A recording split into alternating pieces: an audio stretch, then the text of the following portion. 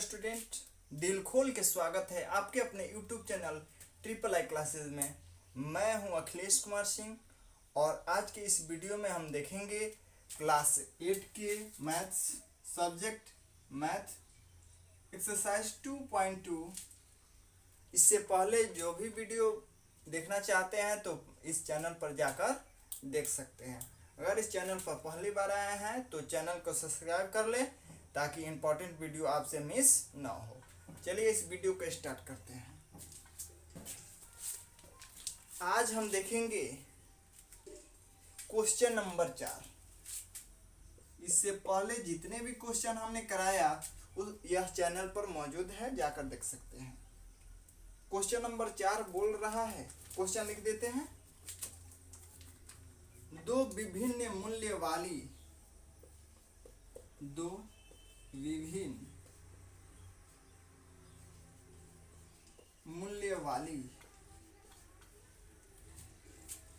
35 कलमों का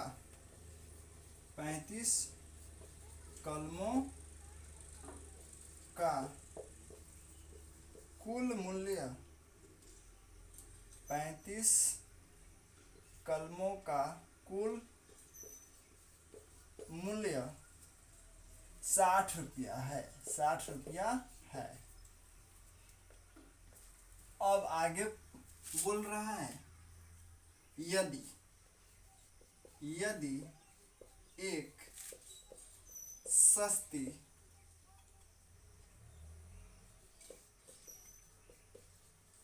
कलम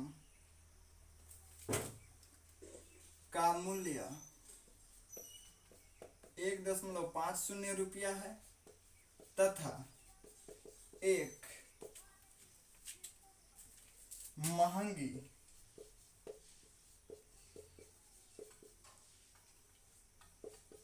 कलम का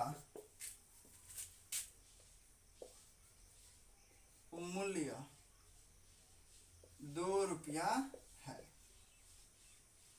तो कितनी महंगी कलमें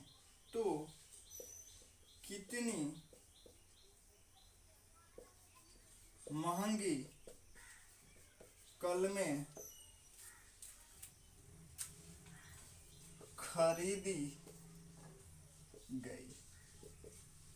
ठीक है, यह आपसे क्वेश्चन पूछ रहा है। एक बार फिर से पढ़ लेंगे फटाफट अंदाज में। दो विभिन्न मूल्य वाली 35 कलमों का कुल मूल्य 60 रुपया है। यदि एक सस्ती कलम का मूल्य 1 रुपया 50 पैसा है तथा एक महंगी कलम का मूल्य 2 रुपया है, तो कितनी महंगी कलमें खरीदी गई। जब भी ऐसा क्वेश्चन आएगा सबसे पहले हमको मानना पड़ेगा। देखिए कैसे मानेंगे। माना कि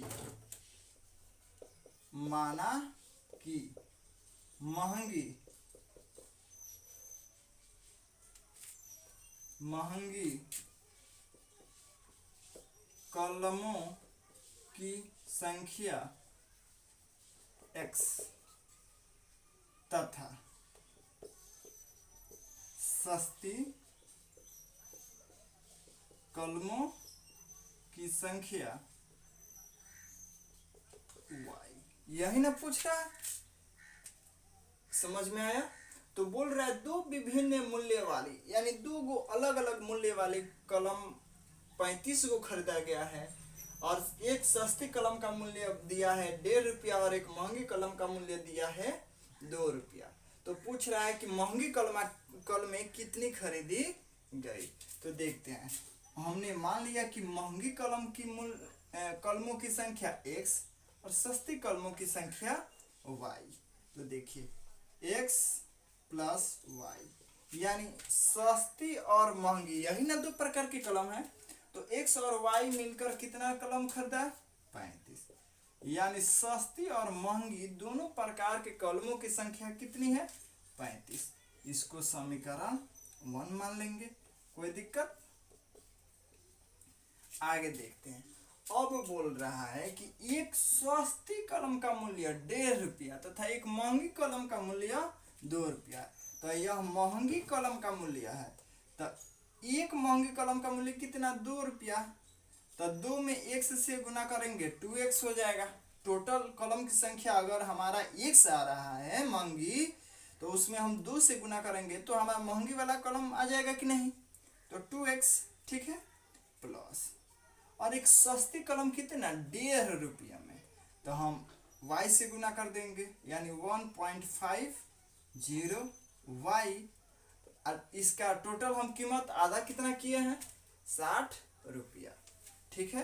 तो यहाँ पर हम 60 रख देंगे, इसको समीकरण 2 मानेंगे। कोई दिक्कत यहीं पर आपको समझ में नहीं आ रहा होगा।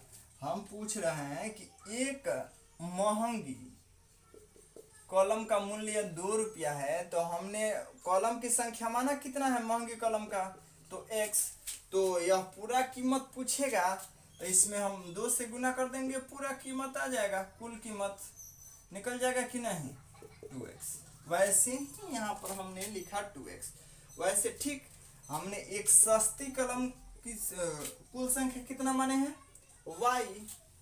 तो एक सस्ती कलम का मूल्य दिया है, मूल्य कितना दिया है, 1.5।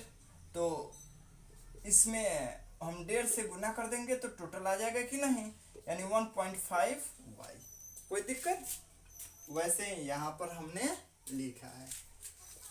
उम्मीद करते हैं कि यह आपको अच्छा लग रहा होगा, समझ में भी आ रहा होगा, ठीक है। देखते हैं इसको। यहाँ पर समीकरण 1 है, यहाँ पर समीकरण 2 है। हम क्या करेंगे कि समीकरण 2 में से समीकरण 1 को घटाने पर क्या करेंगे, समीकरण 2 में से समीकरण 1 को घटाएंगे। तो सबसे पहले हमें समीकरण 2 लिखना पड़ेगा, 2x प्लस 1.50y बराबर 60 x प्लस y बराबर 35। घटाएंगे नहीं, थोड़ा सा मिस्टेक हो गया है, यहाँ पर हम देखेंगे, इतना नहीं करेंगे अभी, इसको मिटा दे ताकि इधर का काम तो हो गया है। अब देखिए क्या करेंगे, यहाँ पर x है, यहाँ पर 2x है, यहाँ पर y है, यहाँ पर 1.50y है। तो कोई एक को हमें बराबर करना पड़ेगा। इसके लिए समीकरण 1 में अगर हम 2 से गुना कर देते हैं तो हमारा बराबर हो जाएगा। तो लिखेंगे समीकरण 1 में 2 से गुना करने पर, समीकरण 1 यही ना है, 2 से गुना करते हैं, 2 में x से गुना करेंगे 2x प्लस है तो प्लस, 2 में y से गुना करेंगे तो 2y, यहाँ पर y है, यहाँ पर 2 है, 2 में y से गुना करेंगे 2y बराबर है तो बराबर, 35 में 2 से गुना करेंगे तो कितना हो जाएगा, 70। इसको हम समीकरण 3 मानेंगे। कोई दिक्कत, अब आगे देखते हैं। यहां पर लिखेंगे समीकरण 3 में से समीकरण 2 को घटाने पर, ठीक है। अब यहाँ पर जैसे यहाँ पर हमने लिखा वैसे यहाँ पर करेंगे। लिखा है 2x प्लस 2y बराबर 70, 2x प्लस 2y बराबर 70, ठीक है। यह समीकरण 3 हो गया। समीकरण 2 क्या है देखिए, 2x प्लस 1.50y बराबर 60। 2x प्लस 1.5y बराबर 60। यहाँ पर जीरो रख भी सकते हैं, नहीं भी रख सकते, कोई दिक्कत नहीं है। आगे देखते, बोल रहा है घटाने पर, तो घटाव में नीचे वाला का जो भी लाइनिंग होता है नीचे वाला, उसका हम चिन्ह चेंज कर देते हैं, ठीक है। इसके आगे प्लस होगा तो माइनस कर देंगे, माइनस होगा तो प्लस कर देंगे। तो यहाँ पर प्लस है तो माइनस, यहाँ पर प्लस है तो माइनस, यहाँ पर प्लस है तो माइनस। यह बीज गणित में ऐसा रूल हो जाता है कि जब भी हम घटाते हैं तो नीचे वाला लाइनिंग का हम चिन्ह चेंज कर देते हैं, यानी उल्टा कर देते हैं। अगर प्लस होगा तो माइनस करेंगे, माइनस होगा तो प्लस करेंगे। अब देखते हैं, इसके आगे प्लस है, इसके आगे माइनस, तो घटा लेंगे। 70 में से 60 गया 10, बड़ा कौन है, यह वाला। इसके सामने क्या चिन्ह है, प्लस, तो प्लस। बराबर है तो बराबर। इसके आगे प्लस है, इसके आगे माइनस। तो 2 रुपया में से अगर कोई 1.5 रुपया मांगेगा तो आपके पास बच जाएगा कितना, 0.5 बचेगा। अगर इसको कन्वर्ट कीजिएगा तो यहाँ पर 10 हो जाएगा, पॉइंट के बदले 1, और पॉइंट के बाद क्या संख्या 1, तो 1 हम शून्य लगा दिए, यानी कटाएंगे तो 1/2 हो गया। तो यहाँ पर हम 1/2 लिख सकते हैं, 1/2y। देखिए इसके सामने प्लस है, इसके सामने माइनस। अच्छा, इसके सामने प्लस है, इसके सामने माइनस, तो बड़ा यही ना है, तो इसके सामने क्या चिन्ह है, प्लस, तो यहाँ पर हम प्लस देंगे। इसके सामने प्लस है, इसके सामने माइनस, और समान संख्या है तो इसको क्या कर देंगे, काट देंगे। समझ में आ गया दोस्तों, तो इतना, ठीक है। अब देखिए इधर गुना में है, किसमें है, अब उधर भेजेंगे, इधर प्लस में बराबर के उधर माइनस में, अगर इधर माइनस में बराबर के उधर प्लस में, इधर गुना में उधर भाग में, इधर भाग में रहेगा तो बराबर के उधर किस में हो जाएगा, गुना में हो जाएगा। तो बताइए, इधर गुना में उधर भेजेंगे भाग में हो जाएगा, यानी नीचे का ऊपर, ऊपर का नीचे। तो y बराबर 10 गुने क्या हो जाएगा, 2/1, ठीक है। तो यहाँ पर y बराबर 10 दूनी के 20, नीचे 1 का मतलब कुछ नहीं होता है, यानी y हम क्या माने हैं, सस्ती कलमों की संख्या y माने हैं, सस्ती कलमों की संख्या y, यानी सस्ती कलम कै गो है, 20 गो है। आपसे पूछ क्या रहा है, महंगी कलमों की संख्या, तो हम लिखेंगे y का मान समीकरण 1 में रखने पर, कोई समीकरण 2 में भी रख सकते हैं, समीकरण 3 में भी रख सकते हैं, ठीक है, कहीं पर भी रखेंगे उतने ही आएगा। तो समीकरण 1 देखते हैं क्या है, x प्लस वाई बराबर 35। y का मान कितना है, 20, तो y के जगह पर देखिए y बराबर 35 है, यानी हम या तो y लिखें या तो 20 लिखें, कोई दिक्कत। तो यह y के जगह पर हम क्या लिख देंगे, 20, बराबर है तो बराबर, 35 है तो 35। इधर अब x बराबर क्या लिखेंगे, 35, इधर प्लस में उधर जाएगा माइनस में, 20 घटा देंगे क्या हो जाएगा हमारा 15, यानी महंगी कलमों की संख्या, कलमों की संख्या बराबर 15, यही आंसर होगा। समझ में आया।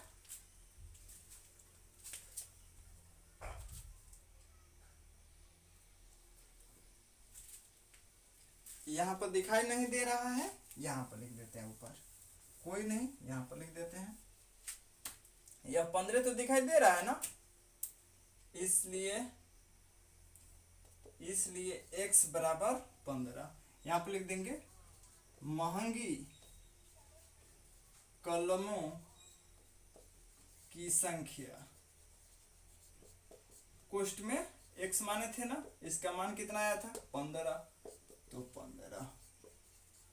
कोई दिक्कत, कुछ नहीं किए हैं, केवल हमने मान को रखा है, माना कि महंगे कलमों की संख्या x, सस्ते कलमों की संख्या y, x प्लस वाई, यह दोनों कलमों मिलाकर x प्लस वाई कलम है कितना 35, यानी सस्ते और महंगे कलम की संख्या है 35।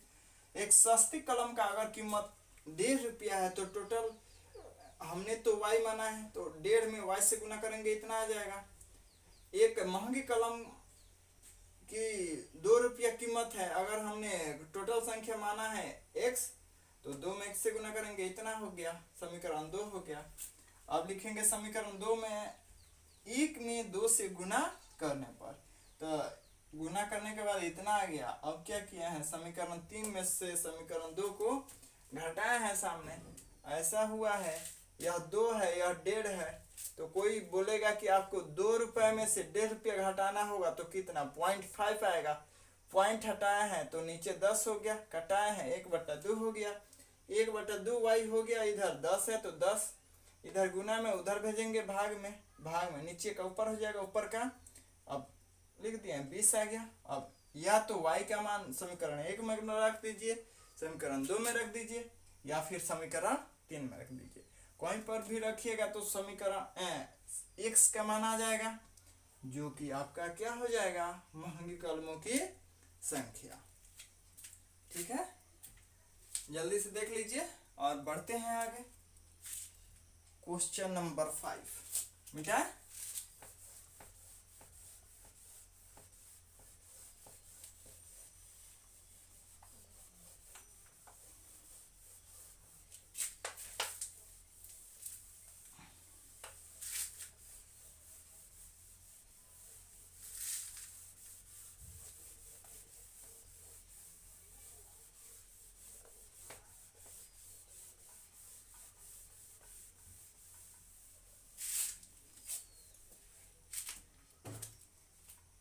क्वेश्चन नंबर 5 बोल रहा है एक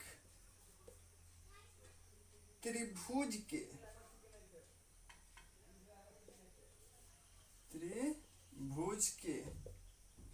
तीनों कोण, एक त्रिभुज के तीनों कोण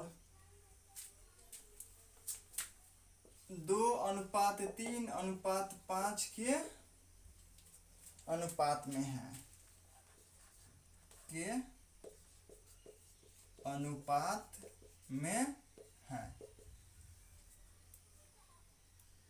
तो उनके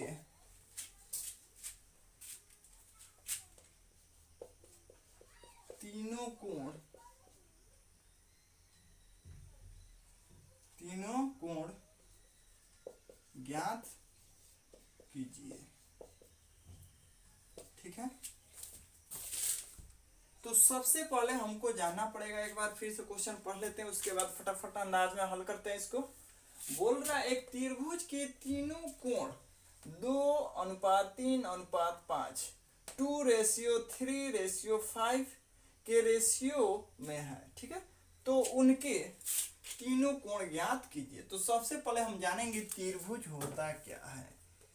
तो 3 सीधी रेखाओं से घिरी हुई आकृति को ही हम त्रिभुज कहते हैं, जिसमें 3 गो भुजा होता है। क्या होता है, 3 गो भुजा होता है। अब इसका नाम रख देते हैं A B C, कोई दिक्कत। अब इसके कोणों का अनुपात, यह देखिए, अब त्रिभुज में कोण किसे कहते हैं, यह कोण है, यह कोण है, यह कोण है, कोना को कोण कहते हैं। ठीक है, तो यहाँ पर 1 कोण 2 कोण 3 कोण। ठीक है, तो वही तीनों कोण का अनुपात दे दिया। ठीक है, हमने माना कि देखिए यहाँ पर मानेंगे तीनों कोण का मान पूछ रहा है, तो मानेंगे माना कि त्रिभुज के पहले कोण का मान बराबर x डिग्री। कोई दिक्कत। माना कि त्रिभुज के कोण का मान x डिग्री। अब आपको पता होना चाहिए कि त्रिभुज के अंतः कोणों का योग कितना होता है। कितना होता है? 180 डिग्री होता है। ठीक है, 180 डिग्री। तो देखते हैं त्रिभुज के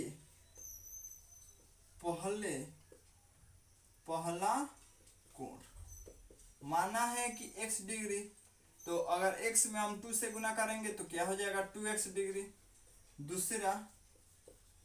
दूसरा कोण किसका? त्रिभुज के। दूसरा 3 है तो 3x डिग्री, क्योंकि x डिग्री माना है।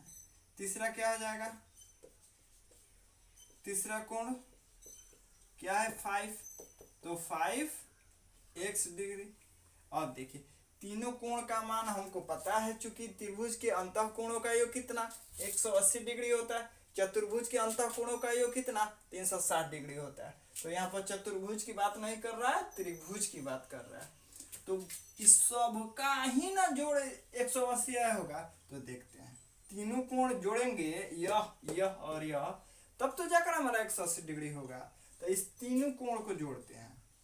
2x plus 3x plus 5x बराबर कितना आ गया? 180 डिग्री आ रहा है। कोई दिक्कत? अब देखिए यहाँ पर 2x है, यहाँ पर 3x है, यहाँ पर 5x है। बहुत बच्चे को यहाँ पर परेशानी हो जाती है कि इसके बाद समझ में नहीं आता है। तो यहाँ पर x का मतलब रुपया समझ लो। x का मतलब क्या? रुपया समझ लो। मान लो यहाँ पर 2 रुपए है, यहाँ पर 5 रुपए है, यहाँ पर 7 रुपए है। कोई पूछेगा आपसे कितने रुपए है, तो क्या बताएंगे? 7 और 5 12 और 2 14 रुपया है। बताएंगे कि नहीं? वैसे यहाँ पर पूछ रहा है कितने x है, तो 5 और 3 8 और 2 10 x है। कोई दिक्कत? इधर बराबर 180 है, तो 180 इधर गुना में उधर जाएगा भाग में। 180 बटा 10 कटाइएगा, x बराबर 18 डिग्री। समझ में आया? अब आगे देखते हैं। जब हमारा x का मान आ गया 18 डिग्री, तो यहां पर देखेंगे पहला कोण त्रिभुज के पहला कोण क्या है जी? x डिग्री नहीं, 2x डिग्री। 2x डिग्री तो 2 है, तो 2x का मान कितना? 18। गुना करेंगे 18 से, कितना हो जाएगा? 18 दूनी का 36 डिग्री। कोई दिक्कत? आगे देखते हैं त्रिभुज के दूसरे कोण क्या है? 3x। 3 है तो 3x का मान 18 डिग्री है। इसमें इससे गुना करेंगे 18 3 54 डिग्री। ठीक है। तीसरा त्रिभुज के तीसरे कोण, त्रिभुज के तीसरा कोण क्या है? 5x।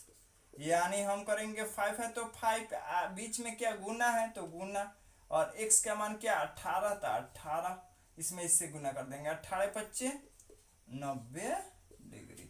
यही आपसे पूछ रहा था कि त्रिभुज के तीनों कोण क्या है। तो पहला है 36 डिग्री, दूसरा 54 डिग्री, तीसरा 90 डिग्री। समझ में आया? चलिए आगे देखते क्वेश्चन।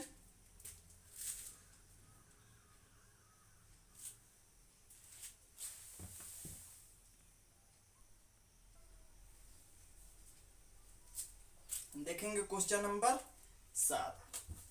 बोल रहा है पिता ने अपने तीनों संतानों के बीच अपनी संपत्ति की बंटवारा 1:2:3 के अनुपात में करता है और अपने लिए 1 लाख रुपए रख लेता है।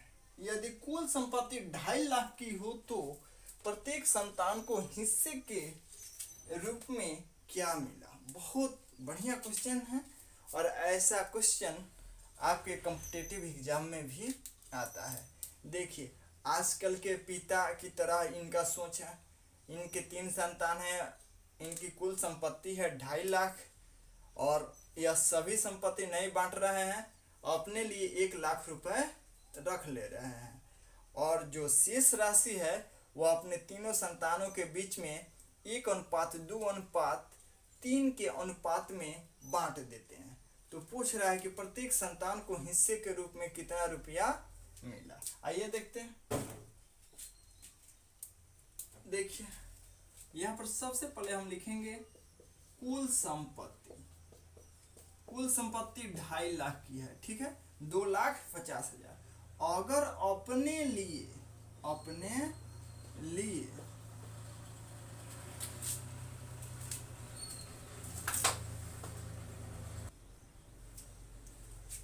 अगर अपने लिए 1 लाख रुपया रख लेता है तो बांटेगा कितना में? तो 1,50,000 में ही ना बांटेगा तीनों को। तो देखिए मानेंगे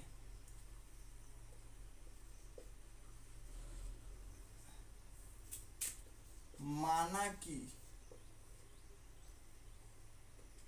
संपत्ति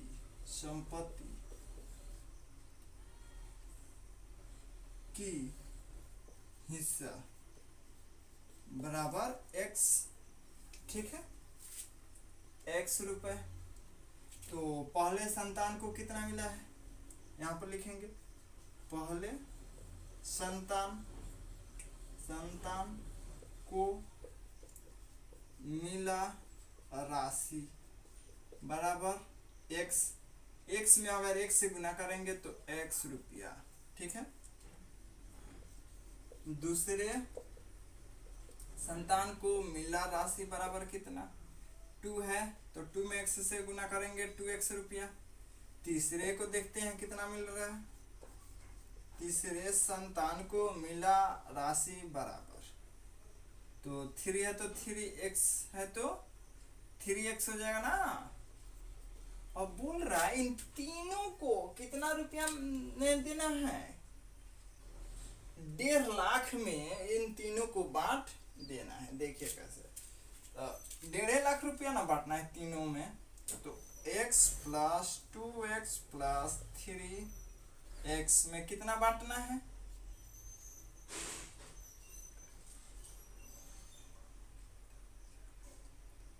हाँ 1.5 लाख हो गया। तो अब देखेंगे यह कितने x है।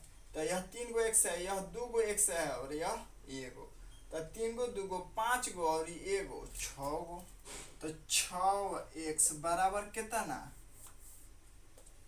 6x बराबर 1.5 लाख, ठीक है। अब उधर लिखते हैं,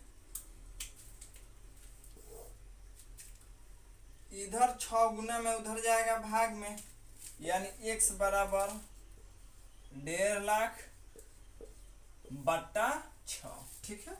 अब इसको कटाएंगे, आपको कटाने आता है तो देखिए इसको कटाएंगे 3 से, 3 दूनी 6, इसको 3 से कटाएंगे 3 × 5 = 15, कोई दिक्कत। इसको कटाएंगे इससे तो 25, यानी x बराबर क्या आ गया, 25,000 रुपया आ गया। यानी x बराबर क्या आ गया, 25,000। और देखेंगे किसको कितना मिला है। देखेंगे पहले संतान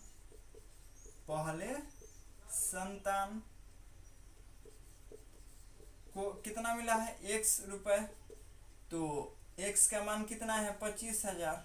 तो 25,000 पहले संतान को 25,000 रुपया मिला और दूसरे संतान को कितना मिला है, 2x।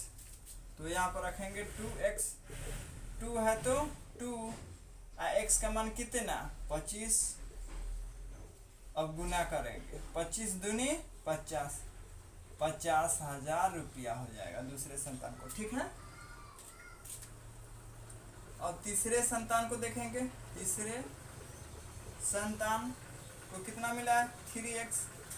तो 3 है तो 3x का मान कितना, 25,000। अब गुना कर लेंगे 25 × 75, 75,000 रुपये। यानी पहले संतान को 25,000 रुपया मिला, दूसरे संतान को 50,000, तीसरे संतान को 75,000 रुपया मिला। और अब आप जोड़ कर देख लीजिए कितना 1.5 लाख हो रहा है कि नहीं। ठीक है, और देखते हैं आगे क्वेश्चन। देखते हैं आगे क्वेश्चन। क्वेश्चन नंबर 8 बोल रहा है 11 के लगातार 3 गुणजों का योग 229 है, तो उन्हें ज्ञात कीजिए। अब देखिए, जिसका भी गुणज पूछे, अब समझिए गुणज का मतलब पढ़ा होता है, जिसका भी गुणज पूछे उसका पढ़ा पढ़ दीजिएगा, उसका गुणज हो जाएगा। जैसे 5 का पूछे गुणज कि तो 5 के पढ़ा पढ़ दीजिएगा। कोई पूछेगा 7 के गुणज तो 7 का टेबल पढ़ दीजिएगा 7 का। कोई पूछेगा 8 के गुणज तो 8 का टेबल पढ़ देना, 8 का गुणज हो जाएगा। ठीक है, तो यहाँ पर पूछ रहा है 11 के लगातार, लगातार का मतलब 1 के बाद 2, 2 के बाद 3 आता है, वैसे ही लगातार 3 गुणजों का योग 231 है, तो उन्हें ज्ञात कीजिए। देखते हैं, माना कि 11 का गुणज बराबर x। तो देखिए, अब 3 गो गुणज का योग दिया है कितना 231, तो 11 के पहला गुणज मान रहे हैं, माना कि 11 के पहला गुणज कितना 11x, कोई दिक्कत। दूसरा गुणज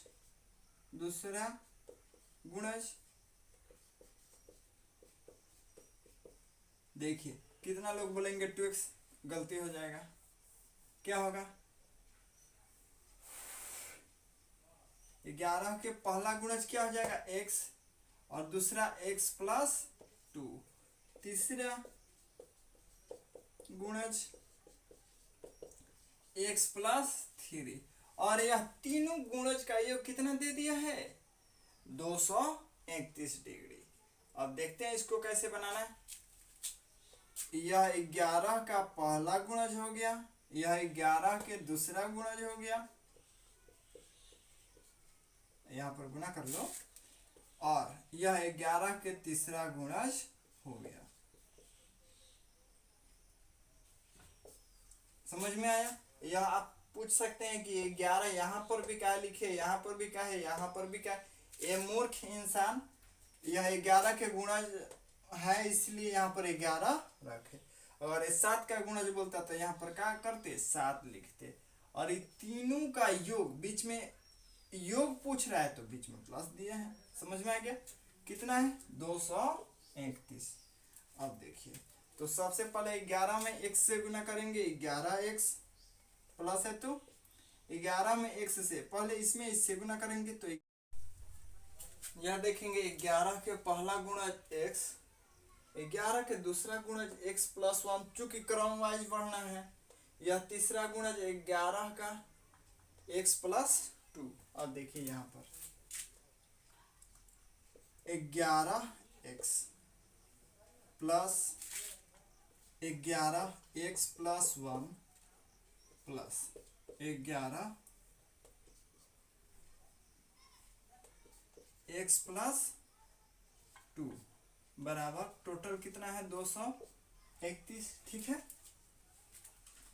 अब देखिए कितना लोग बोलेंगे कि यहाँ पर 11 क्यों लिखे हैं सर, तो यह 11 का गुणज है इसीलिए हमें 11 लिखना पड़ रहा है। ठीक है, यहाँ पर 7 का पूछता तो यहाँ पर 7 लिखते।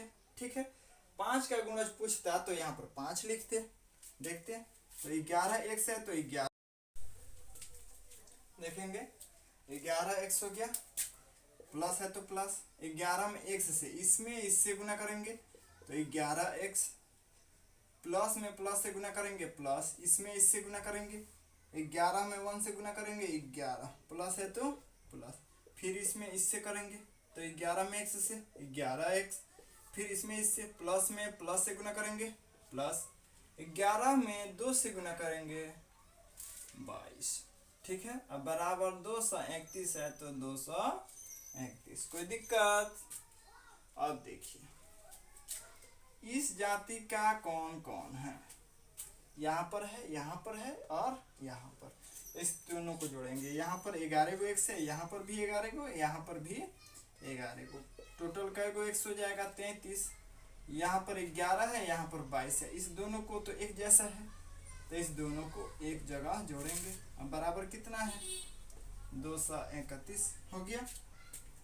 आगे देखते हैं, इधर 33x, इधर 231 है तो 231, इधर प्लस में उधर जाएगा माइनस में। अब इसमें से इसको घटाएंगे, घटाइए कितना होता है, 33x बराबर, तो हो जाएगा आपका, एक में से 3 गया 9, नहीं 8, 8 3 11 होता है ना, यहाँ पर 2 बच गया, 2 में से 3 गया नहीं जाएगा, तो यहाँ पर 12, 12 में से 3 गया 9, यहाँ पर 1 है, 2 है तो 1 हो जाएगा, ठीक है। अब यहाँ पर गुना में उधर जाएगा भाग में, यानी 198 बटा 33, इधर x। अब तो इसको कटाने के बाद हमारा 6 आ गया, यानी x बराबर 6। अब देखिए 11 के पहला गुणज क्या है, 11 के पहला गुणज क्या है बताइए, 11x है, क्या है 11x,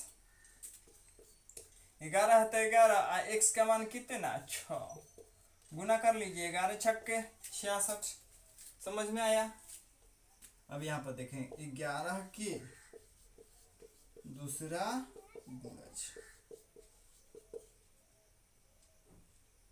11 x प्लस 1, तो 11 है तो 11, x का मान कितना 6 प्लस 1 है तो 1, अब क्या हो जाएगा 11, और इसको जोड़ेंगे 6 गो एगो 7, अब गुना कर लेंगे, 11 7 77, तीसरा गुणज 11 के तीसरा गुणज क्या हो जाएगा, 11 x प्लस 2, तो 11 है तो 11, x का मान क्या है 6, तो 6 रखेंगे, प्लस 2 है तो 2, 6 है 11 है तो 11, 6 को 2 को 8, अब इसमें इससे गुना कर देंगे, 11 8 88,